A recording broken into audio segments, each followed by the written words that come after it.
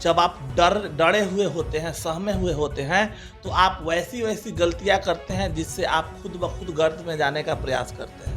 आप समझिए कि कोई भी अगर चुनाव है, चुनाव में ऐसा कभी उनको करते हुए नहीं देखा गया है। ये लहर के सामने ये कहीं लाई ही नहीं करते हैं। महागठबंधन तो कहीं लाई नहीं करता है, और यहाँ महागठबंधन नाम का चीज़ ये होने ही नहीं दे रहा है। अपनी मनमानी करके आप क्या साबित करना चाहते हैं? और माननीय जीतन राम मांझी जी का मगध में जो अपना एक प्रभाव क्षेत्र रहा है, ये किसी को बताने की आवश्यकता नहीं है। और वो प्रमुख मंत्री रहते हुए दलितों गरीबों के लिए जो उन्होंने कर दिखाया है, वो लोगों के लिए कल्पना मात्र है। 2024 के लोकसभा चुनाव के डुगडुगी बजते ही सभी दलों के अंदर जो है एक तरह से कहा जाए कि तैयारियां तो पहले ही से चल रही थी, लेकिन प्रत्याशियों को लेकर के अभी तक जो है क्लियर नहीं किया गया है। चाहे हम बात करें एनडीए की या फिर बिहार में महागठबंधन की। एनडीए में हालांकि सीट शेयरिंग हो चुका है, महागठबंधन में अभी ऐसा कुछ नहीं देखा जा रहा है। लेकिन लालू प्रसाद यादव जो राजद सुप्रीमो हैं, वह बिना सीट शेयरिंग किए बगैर अपने ही प्रत्याशियों को यानी राजद के प्रत्याशियों को शैम्बल देना शुरू कर दिए हैं। और भी कई ऐसे मुद्दे हैं। इस विषय पर हमारे साथ बात करने के लिए हैं हम पार्टी के प्रवक्ता और शिक्षा प्रकोष्ठ के प्रदेश अध्यक्ष रंजन सर, जिनको आप बखूबी जानते होंगे। कैसे देख रहे हैं? लालू प्रसाद यादव संबल भी देने लगे, सीट शेयरिंग भी नहीं हुई है। देखिए, सबसे पहली चीज तो ये है कि महागठबंधन नाम का कोई चीज ही नहीं है, जो मुझे लगता है। अगर महागठबंधन नाम का कोई चीज होता तो पहले इनका सर्वदलीय बैठक होता, उसके बाद ये सीट शेयरिंग का फॉर्मूला होता। मतलब ये मनमानी समझिए कि यहाँ किस लेवल पे कांग्रेस है, किस बैकफुट पे कांग्रेस है कि यहाँ बोल नहीं पा रही है। तो इन जगहों पे जहाँ मुझे तो लगता है कि एक बहुत बड़ा विस्फोट अपने में होगा, ये लोग खुद में कट मरेंगे। तो समझ के चलिए कि एनडीए के सामने तो महागठबंधन नाम का कोई चीज ही एग्जिस्ट नहीं करता है। सब लोग अपनी मनमानी कर रहे हैं, तो उनसे हमारा कंपटीशन का कोई मतलब ही नहीं बनता है। लेकिन एक तरफ तेजस्वी यादव के नेतृत्व में इस बार लोकसभा चुनाव की तैयारी जो है चल रही है। पिछले दफे आपने देखा होगा कि विधानसभा चुनाव में परफॉर्मेंस बहुत अच्छा रहा। लग रहा है कि सभी बाहुबलियों को लालू प्रसाद यादव मैदान में उतारने को ये है, या फिर उनकी पत्नियों को भी वो लालू प्रसाद यादव। देखिए, इसको डर कहते हैं। जब आप डरे हुए होते हैं, सहमे हुए होते हैं, तो आप वैसी वैसी गलतियां करते हैं जिससे आप खुद ब खुद गर्त में जाने का प्रयास करते हैं। आप समझिए कि कोई भी अगर चुनाव है, चुनाव में ऐसा कभी उनको करते हुए नहीं देखा गया। अपने राजनीतिक और मौलिक चीज़ों से राजद आज के डेट में भटकती हुई दिख रही है। वो उनको याद रखना चाहिए अपने एमवाई समीकरण को, ना कि वो इधर उधर भटकें।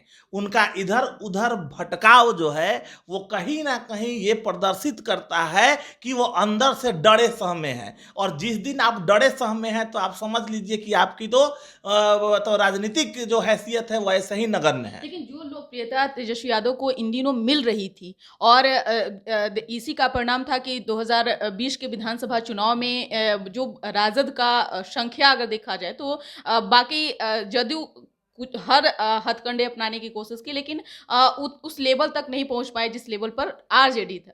लेकिन तेजस्वी यादव क्या यह काम गलत कर रहे हैं बिहार में? इस तरह के बाहुबलियों के पत्नियों को टिकट देकर। देखिए, यहाँ तो पहले हम आपको यह स्पष्ट कर दें कि विधानसभा की जो चुनाव है और लोकसभा के चुनाव में जमीन आसमान का अंतर होता है। और लोकसभा में कहीं आपको ये क्लियर दिखता होगा कि आरजेडी 0 है, तो इनका जनाधार है क्या? कोई जनाधार नहीं है। तो ये कहीं लाई ही नहीं करते हैं। एनडीए के सामने इनका कोई जनाधार हो तब तो इनके बारे में बात की जाए।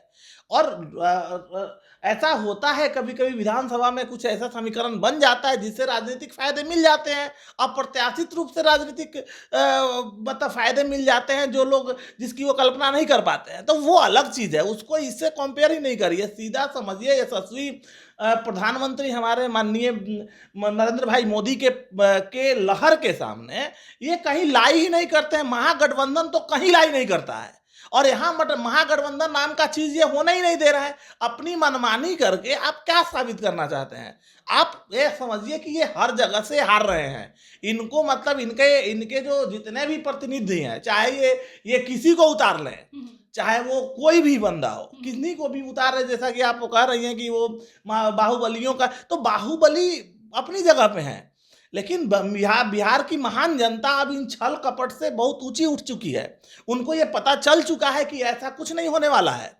ये अब राजनीति जो होगी वो साफ सुथरी राजनीति होगी और अब विकास के लिए राजनीति होगी। बहुत सारे ऐसे मुद्दे रहे जहां पे लोग कहते रह गए कि ये चीज कभी आने वाले कालखंड में ऐसा नहीं हो सकता। उन चीजों को माननीय नरेंद्र भाई मोदी की अध्यक्षता में एनडीए सरकार ने जो कर दिखाया, चाहे वो 370 का मुद्दा हो, मतलब जितने भी मुद्दों को आप आज देखते हैं, उन हर मुद्दों को एक सिरे से उस पैदान पे लाने का, चाहे वो राम मंदिर का मुद्दा हो, तो हम मुद्दों की बात करते हैं। हम हमेशा उन मुद्दों पे काम करते हैं जहां से हमारे बिहार का, हमारे देश का विकास हो सके, ना कि हम बाहुबलियों के पीछे पड़े और उसके ऊपर काम करें। अंतिम सवाल है कि गया सीट से आप ही के पार्टी के जो नेतृत्व करता रहे, संरक्षक रहे हैं जीतन राम मांझी, वो गया सीट से लड़ रहे हैं और उनके खिलाफ कुमार सर्वजीत जो है आरजेडी से उम्मीदवार उतारे गए हैं। कैसे देख रहे हैं, कितनी चुनौती है, क्या लग रहा है? देखिए, पहला बात तो आपको ये बता दें कि हमारा मगध जो है हमारा प्रभाव क्षेत्र रहा है और मगध में हम इकलौता राज करने वाली पार्टी रहे हैं और माननीय जीतन राम मांझी जी का मगध में जो अपना एक प्रभाव क्षेत्र रहा है, ये किसी को बताने की आवश्यकता नहीं है। और वो प्रमुख मंत्री रहते हुए दलितों गरीबों के लिए जो उन्होंने कर दिखाया है, वो लोगों के लिए कल्पना मात्र है। तो हाँ, ठीक है, वह सरबजीत जी हैं, उन्होंने भी, उनका मैं एक दिन अभी सुन रहा था तो बता रहे थे, तो समझिए एक चीज़, उनको हमारी तरफ से शुभकामनाएं हैं। लेकिन एक वर्ड उन्होंने यूज़ किया था कि पिता, और हम उनको अपने पुत्र की तरह मानते हैं और पुत्र के सामने जब लड़ाई पिता और पुत्र में हुई है तो जीत पुत्र की हुई है। मैंने उनका भाषण अभी 1-2 दिन पहले मैं सुना, तो पहले चीज़ तो उनको ये भी समझना चाहिए, उनके लिए मैं पर्सनली या उनके लिए बोलना चाहूँगा कि ठीक, आप सबसे बड़ी चीज़ है कि चलिए आपने माननीय जीतन राम मांझी जी को आपने पिता तुल्य बोला, इसके लिए हम आपकी सराहना करते हैं। परंतु आपको ये समझना चाहिए, अगर आप पिता का दर्जा दे रहे हैं तो एक पिता के वचन को रखने के लिए श्री राम, मर्यादा पुरुषोत्तम श्री राम ने 14 साल का वनवास काटा था। तो आपको तो पिता का अगर इतना ही आपके पास, मतलब उनके प्रति आपके इतना ही सम्मान है, तो आपको तो लड़ना ही नहीं चाहिए था और आपको कहना चाहिए था कि पिताश्री आप लड़िए, निर्विरोध आप चुनाव लड़ेंगे और अब निर्विरोध आप जीतने वाले हैं। तो इन तरह की छींटाकसियों को इनको समझना पड़ेगा। सर्वजीत भारी पड़ेंगे जीतन राम मांझी पर, कहीं से वो लाई नहीं करते हैं। आप समझिए, मगध में इकलौता राज किसी का रहा है तो वो माननीय जीतन राम मांझी जी का रहा है। और हम हमेशा गरीबों की बात करते हैं, हम छलावे की बात नहीं करते हैं, हम पीठ पीछे बात नहीं करते हैं। हमारा केवल और केवल हिंदुस्तानी अवाम मोर्चा पार्टी का केवल और केवल एक ही काम है, वो है गरीबों के बारे में सुनना। एमएलसी रहते हुए भी हमारे राष्ट्रीय अध्यक्ष डॉक्टर संतोष कुमार सुमन जी हमेशा गया में बैठते रहे हमारे ऑफिस में, वहाँ एक एक लोगों के कमियों को, जो भी कमियां हैं उनको सुनते रहे हैं, समझते रहे हैं। तो हम हमेशा, हम परिवार जो है वो गरीबों के हित में बैठा रहा है।